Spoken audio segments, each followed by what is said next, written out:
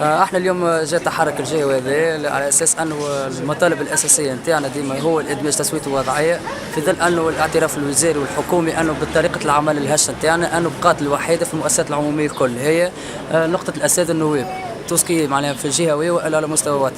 صار اتفاق مبدئي قبل 21 هبط بلاغ رسمي من الوزاره نهار 21 جانفي، جات مذكره بعد نهار 29 جانفي زاد كيف كيف اللي هي جات هذا الكل على اتفاقيه 6 افريل اللي صارت مع التعليم الثانوي.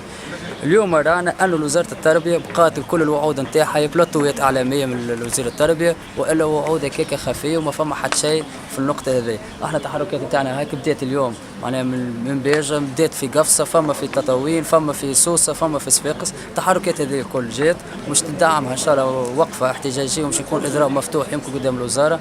وفما كيما تراو تو هنا في بيرجا انه فما زملاء مش يعملوا اضراب مفتوح في المندوبيه لان في ظل غياب اطار تربوي كامل هنا ما فما حتى واحد.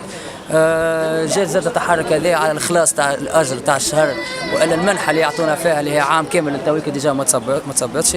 فما اتفاقيات جهويه زاد على تحيين القائمه ما هبطت ما عملت حتى شيء. ما فهمناش اسكو احنا لهنا تابعين وزاره التربيه اللي هي تربي اجيال والا احنا بما فينا احنا ندفنوا في رواحنا ويدفنوا فينا هم. ما فما حتى شيء لحد الان، ما فما حتى شيء واضح ورانا مش نعملوا تصعيد الكل الاشكال الكل خاطر احنا ما عادش عندنا حتى شيء مش نربحوه ديجا كل شيء خسرينه احنا تويك لهنا.